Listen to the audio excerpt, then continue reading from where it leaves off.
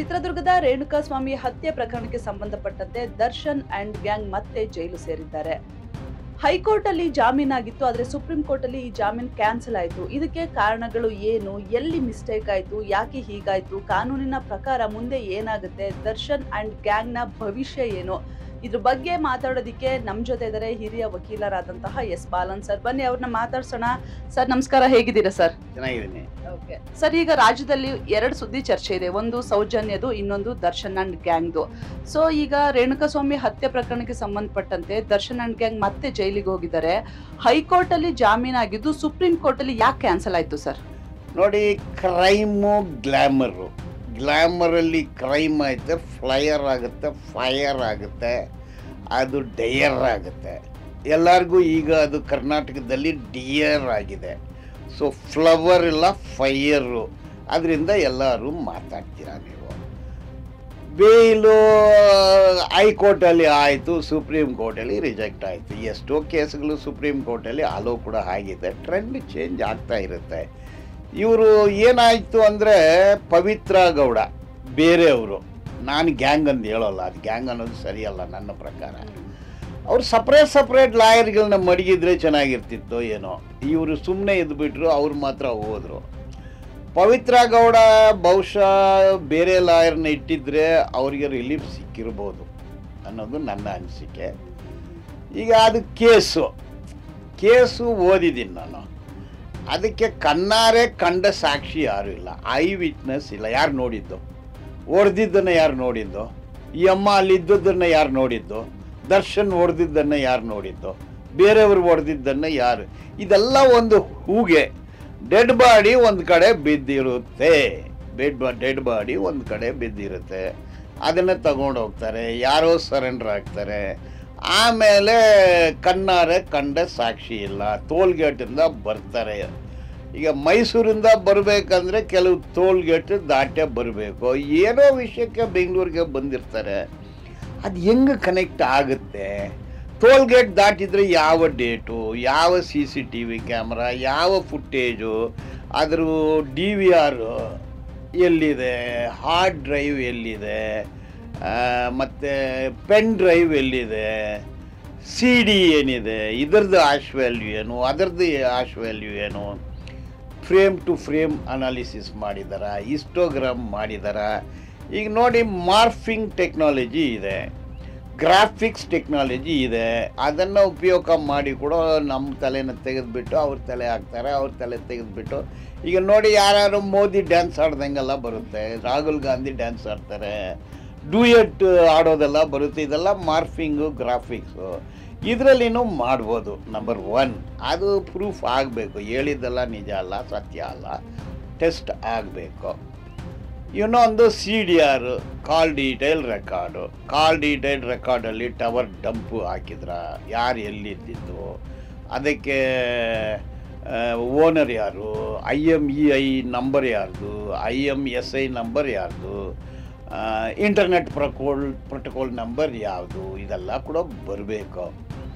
ಮತ್ತು ರಕ್ತ ಬಿದ್ದಿದೆ, ಅದು ಯಾವ ಗ್ರೂಪ್ ರಕ್ತ, ಅದು ಏನು ಮಹಿಳೆಯರ್ದ, ಪುರುಷರ್ದ, ಮಗುವುದ, ವಯಸ್ಸಾದವದ, ಸತ್ತ ಮೇಲೆ ರಕ್ತನ, ಸಾಯಕ್ಕೆ ಮೊದಲೇ ರಕ್ತನ, ಇದೆಲ್ಲ ಕೂಡ ಪ್ರೂವ್ ಮಾಡಬೇಕು.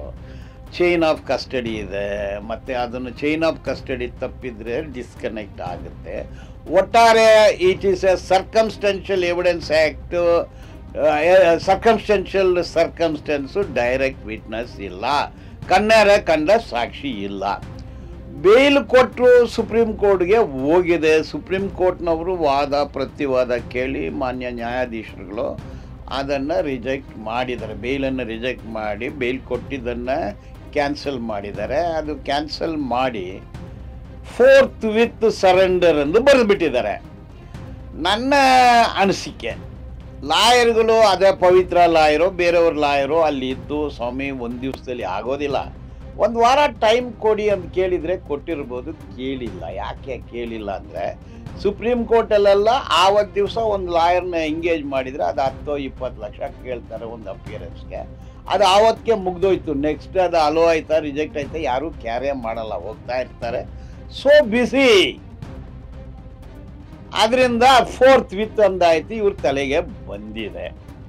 ಬಹುಶಃ ಪವಿತ್ರ ಗೌಡ ಬೇರೆ ಲಾಯರ್ನ ಇಟ್ಟಿದ್ದಿದ್ರೆ ಇದು ಬರ್ತಿರ್ಲಿಲ್ಲ ಅನ್ನೋದು ಕೂಡ ನನ್ನ ಅನಿಸಿಕೆ. ಬೇರೆ ಲಾಯರ್ಗಳು ಕೂಡ ಬೇರೆ ಅಡ್ವೊಕೇಟ್ಗಳನ್ನ ಎಂಗೇಜ್ ಮಾಡಿರ್ಬೇಕು. ಈಗ A1 ಎಂಗೇಜ್ ದರ್ಶನ್ ಅವರು ಎಂಗೇಜ್ ಮಾಡಿದ್ದಾರೆ. ಅಲಿಗೇಷನ್ ಪೂರ್ತಿ ದರ್ಶನ್ ಮೇಲೆ ಬಿತ್ತು. ದರ್ಶನ್ ಮೇಲೆ ಬಿದ್ದ ಅಲಿಗೇಷನ್ ಬೇರೆ, ಬೇರೆಯವ್ರ ಮೇಲೆ ಬಿದ್ದ ಅಲಿಗೇಷನ್ ಬೇರೆ ಎಂದು ವಾದ ಮಂಡಿಸಿದ್ರೆ ಚೆನ್ನಾಗಿರ್ತಿತ್ತು. ಎನಿವೇ ಬೇಲು ರಿಜೆಕ್ಟ್ ಆಯಿತು, ಎಲ್ಲರೂ ಬಂಧಿಸಿದ್ದಾರೆ, ಎಲ್ಲರೂ ಜೈಲಿಗೆ ಹೋಗಿದ್ದಾರೆ. ಮತ್ತು ಪ್ರಶ್ನೆ ಏನು ನಿಮ್ಮದು, ಯಾವಾಗ ಹೊರಗೆ ಬರ್ತಾರೆ? ಈ ಕೇಸ್ನೇನು ಅಷ್ಟೊಂದು ಸ್ಟ್ರಾಂಗ್ ಸರ್ಕಮ್ಸ್ಟೆನ್ಷಿಯಲ್ ಕೇಸ್ ಇಲ್ಲ. ತನಿಖೆ ಯಾವ ಮಟ್ಟಕ್ಕೆ ನೋಡಿದ್ದಾರೆ ಅಂದರೆ ಇದು ಎಲ್ಲ ಹೇಳಿದ್ದಂದ್ರೆ ಏನು ಅದೇನು ದೇವ್ರ ಸತ್ಯ ಏನು ಅಲ್ಲ. ಪ್ರತಿಯೊಂದು ಟೆಸ್ಟ್ ಮಾಡಬೇಕು. ಕ್ರಾಸ್ ಎಕ್ಸಾಮಿನೇಷನ್ನಲ್ಲಿ ಈ digital, voice spectrography, serology, CDR, DNA ಇದ್ರ ಮೇಲೇ ನಿಂತಿದೆ. ಇದೆ ಐ ವಿಟ್ನೆಸ್ ಅನ್ನೋದು ಇಲ್ಲವೇ ಇಲ್ಲ. ಅವ್ರಿಗೆ ನಾವು ಕ್ರಾಸ್ ಎಕ್ಸಾಮಿನೇಷನ್ ಯಾವ ಲಾಯರ್ ನೀಡ್ತಾರೆ, ಏನು ಮಾಡ್ತಾರೆ ಅನ್ನೋದು ನೋಡಬೇಕು. 4 ಡಾಕ್ಟ್ರುಗಳು ಸೇರಿ ಒಂದು ಒಳ್ಳೆ ಆಪರೇಷನ್ ಮಾಡ್ಬೋದು. 4 ಲಾಯರ್ಗಳು ಸೇರಿ ಒಂದು ಕೇಸ್ ನಡೆಸೋದು ಕಷ್ಟ. ಯಾಕಂದರೆ ಒಬ್ಬರೊಬ್ರದ್ದು ಒಂದೊಂದು ಥರ ಇರುತ್ತೆ. ಸೊ ಇದು ಪ್ರಾಪರ್ ಲಾಯರ್ ನಿಂತ್ಕೊಂಡು ನಾವು ಕ್ವಶನ್ ಎಸ್ ಅಂತ ಹೇಳಿದರೆ ಅವ್ರು ಎಸ್ ಅಂತ ಹೇಳ್ಬೇಕು, ನೋ ಅಂದರೆ 100 ಕ್ವಶನ್ನು, ನಾವು ನೋ ಅಂದರೆ ಅವ್ರು ನೋ ಅಂದೇ ಹೇಳಬೇಕು, ಇಲ್ಲಾಂದರೆ ಇನ್ನೂ 100 ಕ್ವಶನ್ನು. ಡೋಂಟ್ ನೋ ಅಂದರೆ ಡೋಂಟ್ ನೋ ಅಂದೇ ಹೇಳಬೇಕು. ಇಂಥ ಕೇಸ್ಗಳಲ್ಲಿ ನಾವು ಕೇಸ್ಗಳು ಗೆದ್ದಿದ್ವಿ, DNA ಇದೆಲ್ಲ ನೋಡಿದ್ವಿ. ಇದು ಎಲ್ಲನೂ ಡಿಲೇ ಇದೆ, ಪ್ರತಿಯೊಂದಿಗೂ ಡಿಲೇ ಇದೆ. ಘಟನೆ ಆದ ದಿನ, ಬಂಧಿಸಿದ ದಿನ, ಜೈಲಿಗೆ ಕಳಿಸಿದ ದಿನ ಇದೆಲ್ಲ ಆಗಿದೆ. ಓಕೆ, ಈಗ ಬೇಲ್ ಅವ್ರದ್ದು ಕ್ಯಾನ್ಸಲ್ ಆಯಿತು, ಜೈಲಲ್ಲಿ ಇದ್ದಾರೆ, ಬರ್ತಾರೆ. ಎಷ್ಟು ಸಮಯ ಆಗುತ್ತೆ? ನನ್ನ ಪ್ರಕಾರ 6 ತಿಂಗಳು ಭಾರಿ ಕಷ್ಟ. ಈಗ ಎಲ್ಲರೂ ಸೇರಿಕೊಂಡು ಮಾನ್ಯ ಸೆಷನ್ಸ್ ಕೋರ್ಟಲ್ಲಿ ಹೇಳಬೇಕು, ಸ್ವಾಮಿ ಸುಪ್ರೀಂ ಕೋರ್ಟ್ ಆದೇಶದಲ್ಲಿ ಆ್ಯಸ್ ಎಕ್ಸ್ಪೀಡಿಯಸ್ಲಿ ಆ್ಯಸ್ ಪಾಸಿಬಲ್, ಎಷ್ಟು ಶೀಘ್ರದಲ್ಲಿ ಆಗೋಕ್ಕೆ ಸಾಧ್ಯತೆ ಇದೆ ಹಂಗೆ ಮಾಡಬೇಕನ್ನೋದು. ತಕ್ಷಣ ಚಾರ್ಜ್ ಫ್ರೇಮ್ ಮಾಡಬೇಕು, ವಿಟ್ನೆಸ್ಗೆ ಸಮನ್ಸ್ ಕೊಡಬೇಕು, ಕೇಸು ರಿಜಿಸ್ಟರ್ ಮಾಡಿರೋರು ಅವ್ರಿಗೆಲ್ಲ ಸಮನ್ಸ್ ಕೊಡಬೇಕು. ಕೊಟ್ಟರೆ ಅವರು ಬಾಕ್ಸಿಗೆ ಬರ್ತಾರೆ.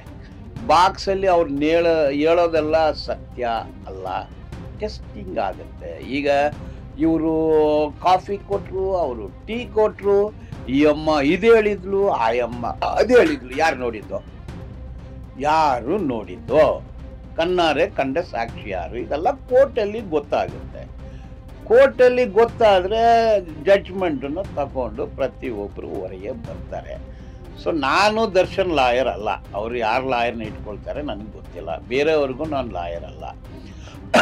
ಆದರೆ ಪವಿತ್ರ ಗೌಡ ನನ್ನ ಹತ್ರ ಮಾತಾಡಿದರೆ, ಇನ್ನು ಕೇಸು ನಾನೇನು ಶುರು ಮಾಡಿಲ್ಲ. ಪವಿತ್ರ ಗೌಡ ಮೇಲೆ 0 ಕೇಸ್ ಇದೆ, ಅವ್ರ ಮೇಲೆ ಕೇಸೇ ಇಲ್ಲ. ಅವರು ತಪ್ಪೊಪ್ಪಿಗೆ ಕೊಟ್ಬಿಟ್ಟಿದ್ದಾರೆ. ತಪ್ಪೊಪ್ಪಿಗೆ ಕೊಟ್ಟರೆ that is not admissible in evidence. ಅಲ್ಲೇ IPC ಅದು ಇಂಡಿಯನ್ ಎವಿಡೆನ್ಸ್ ಆ್ಯಕ್ಟಲ್ಲಿ ಸೆಕ್ಷನ್ 25, 26 ಪೊಲೀಸರ ಮುಂದೆ ಏನು ಹೇಳಿಕೆ ಕೊಟ್ರೇನೋ ಅದಕ್ಕೆ ಅಸಕ್ಕೆ ಹೋಗುತ್ತೆ, ಅದಕ್ಕೆ ವ್ಯಾಲ್ಯೂನೇ ಇಲ್ಲ. Section 27 recovery. ಈ ಅಮ್ಮ ಏನೋ ಅವ್ರನ್ನ ಓಡ್ದಿಲ್ಲ, ಇವ್ರ ಕೈಯಲ್ಲಿ ಏನು ವೆಪನ್ ಇಲ್ಲ, ಆ ಸ್ಪಾಟಲ್ಲೂ ಈ ಅಮ್ಮ ಇರಲಿಲ್ಲ. ಬರೀ ಊಹೆ ಇನ್ಫರೆನ್ಸು.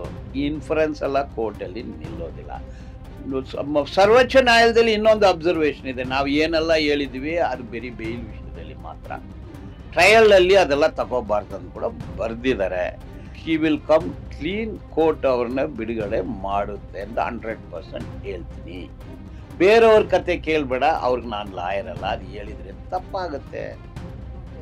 ಸರ್, ಈಗ ಎಲ್ಲರೂ ಒಬ್ಬರೇ ಲಾಯರನ್ನ ಇಟ್ಟಿದ್ದಾರೆ, ಹಾಗಾಗಿ ಈ ಥರ ಆಗ್ತಾ ಇದೆ ಅಂತ ಒಂದು ಹೇಳಿದ್ರಿ ನೀವು. ದರ್ಶನ್ ಆಪರೇಷನ್ ಮಾಡಿಸ್ಕೊಳ್ಬೇಕು ಅಂತ ತಾನೇ ಕಾರಣವನ್ನು ಕೊಟ್ಟು ಬೇಲ್ ಆಗಿದೆ ಅವ್ರಿಗೆ ಹೈಕೋರ್ಟಲ್ಲಿ. ಅದಾದಮೇಲೆ ಆಪರೇಷನ್ ಆಗಲಿಲ್ಲ, ಆ್ಯಂಡ್ ಅದು ಕೂಡ ಒಂದು ಕಾರಣ ಆಗಿರುತ್ತಾ ಇದಕ್ಕೆ?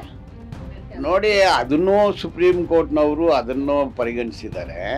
ಈಗ ಸ್ಪೈನಲ್ ಪ್ರಾಬ್ಲಮ್ಮು, ಎಷ್ಟು ಡಿಸ್ಕು, ಯಾವುದರಲ್ಲಿ ಡಿಸ್ಲೊಕೇಶನು, ಡಾಕ್ಟ್ರೆಲ್ಲ ನೋಡಿ ಅದಕ್ಕೆ ಸರ್ಟಿಫಿಕೇಟ್ ಕೊಟ್ಟಿದ್ದಾರೆ. ಅದನ್ನು ನೋಡಿ ಉಚ್ಚ ನ್ಯಾಯಾಲಯ ಬೇಲ್ ಕೊಡ್ತು. ಸುಪ್ರೀಂ ಕೋರ್ಟಲ್ಲಿ ಬಿಕಾಸ್ ಅವರು ಹಾಂಗ್ಕಾಂಗ್ ಹೋಗಿದ್ದಾರೆ, ಮಲೇಷ್ಯಾ ಹೋಗಿದ್ದಾರೆ, ಶೂಟಿಂಗ್ ಸ್ಪಾಟಲ್ಲಿ ಇದ್ದಾರೆ, shooting, biting, dancing, acting, lighting, fighting ಇದೆಲ್ಲ ನಡೀತೆ ಅಂತ ಹೇಳ್ತಾರೆ. ಸೊ ಇದು ನಟ ಕೆಲಸ ಏನು? Fighting, dancing. ಬೇರೆ ಏನು ಕೆಲಸ ಮಾಡೋಕ್ಕಾಗುತ್ತೆ? ಡಾಕ್ಟ್ರ್ ಕೆಲಸ ಬೇರೆ, ಲಾಯರ್ ಕೆಲಸ ಬೇರೆ, ಸಿಂಗರ್ ಕೆಲಸ ಬೇರೆ, ಡ್ಯಾನ್ಸರ್ ಕೆಲಸ ಬೇರೆ. ಸೊ ಅದಕ್ಕೆ ಬೇಲ್ ಕೊಟ್ಟಿದ್ದಾರೆ. ನಿಜನ ಸುಳ್ಳ ಫರ್ದರ್ ಡಾಕ್ಯುಮೆಂಟ್ಸು ನೋಡಬೇಕು. ಈಗ ಮತ್ತೆ ಬರ್ತಾರೆ. ಸುಪ್ರೀಂ ಕೋರ್ಟ್ ಏನು ಹೇಳಿದೆ? ಇವ್ರು ಏನು ಅಪರಾಧಿ ಅಂತ ಹೇಳಿದ? ಇಟ್ಸ್ ಆರೋಪ. Is an accuse. ಸದ್ಯಕ್ಕೆ ತೊಂದರೆ ಆಗಿದೆ. ಈ ತೊಂದರೆಯಿಂದ ಹೊರಗೆ ಬರೋಕ್ಕೆ ಸಾಧ್ಯತೆ ಸುಮಾರು ಇದೆ. ಈಗ ಎಷ್ಟು ದಿನಗಳ ಒಳಗಾಗಿ ದರ್ಶನ್ ಮತ್ತೆ ಪವಿತ್ರ ಗೌಡ ರಿಲೀಸ್ ಆಗ್ತಾರೆ ಸರ್ ನಿಮ್ಮ ಪ್ರಕಾರ? ಏನು ಎಲ್ಲ ಎಷ್ಟು ಲಾಯರ್ಗಳು ಇರ್ತಾರೆ ನನಗೆ ಗೊತ್ತಿಲ್ಲ. ಒಂದು ಟೀಮು ಒಂದೇ ಇದರಲ್ಲಿ ಹೋದರೆ ವಿತಿನ್ ಎ ಇಯರ್, ಒಂದು ವರ್ಷದಲ್ಲಿ ಕಮ್ ಕ್ಲೀನ್ ಬಂದು ಅವರು ಅವ್ರವ್ರ ಪಾರ್ಟಿಗೆ ಅವ್ರವ್ರ ಕೆಲಸ ನೋಡ್ಕೊಳ್ಳೋದು. ಅದು ಏನಾಗುತ್ತೆ ಅಂದರೆ ಈ ದುಡ್ಡು, ಕಾಸು, ಫೇಮಸ್ಸು, ಸೆಲೆಬ್ರಿಟಿ ಇವ್ರಿಗೆ ಏನು ಮಾಡ್ತಾರೆ ಅಂದರೆ ಲಾಯರ್ಗಳನ್ನೇ ಶಾಪಿಂಗ್ ಮಾಡೋಕ್ಕೆ ಹೋಗ್ಬಿಡ್ತಾರೆ. ಈಗ ಶಾಪಿಂಗ್ ನೀವು ಹೋದರೆ ಮಾರ್ಕೆಟಲ್ಲಿ ಈ ಶಾಪು, ಈ ಬ್ರ್ಯಾಂಡು, ಆ ಬ್ರ್ಯಾಂಡು, ಈ ಬ್ರ್ಯಾಂಡು ಹಿಂಗೆ ಹೋಗುತ್ತೆ ಬ್ರ್ಯಾಂಡು. ಫೈನಲಿ ಯಾವುದು ಕರೆಕ್ಟ್, ಯಾವುದು ನಾಟ್ ಕರೆಕ್ಟ್ ಅನ್ನೋದು ಅನುಭವ ಇರೋರಿಗೆ ಗೊತ್ತಾಗುತ್ತೆ. ಈಗ ಮುತ್ತಪ್ಪರಾಯ್ ಇದ್ದರು. ಮುತ್ತಪ್ಪರಾಯ್ ಅವರಿಗೆ 2002 ಅವ್ರು ಸಾಯೋ ತನಕ ನಾನೇ ಲಾಯರು. ಅಂದರೆ ಅವ್ರಿಗೆ ಭಾರಿ ಐಡಿಯಾ ಇತ್ತು, ಯಾರು ಲಾಯರು, ಏನು ಮಾಡ್ತಾರೆ, ಯಾರ ಕೈಯಲ್ಲಿ ಎಷ್ಟು ತಾಕತ್ತಿದೆ ಅನ್ನೋದು ಗೊತ್ತಿರುತ್ತೆ. ಬಟ್ಟು ಸೆಲೆಬ್ರಿಟಿಗಳಿಗೆ ಹೆಂಗೆ ಗೊತ್ತಿರುತ್ತೆ? ಅವ್ರು ನೋಡ್ತಾರೆ, ಇದು ನಿಮ್ಮದು TRP ರೇಟ್ ಇರುತ್ತಲ್ಲ, ಆ ರೀತಿ TRP ನೋಡಿ ಕೇಸ್ ಕೊಟ್ಟರೆ ಏನಾಗುತ್ತೆ? ಕೇಸು ಅಂದರೆ ಕಾಸು, ಮನಸ್ಸು, ಇವರೆಲ್ಲ ಒಂದು ದಿನಸು. ಅದು ಸರಿಯಾಗಿ ನಡೆಸಿಲ್ಲ ಅಂದರೆ ಲಾಸು, ಡೋಸು.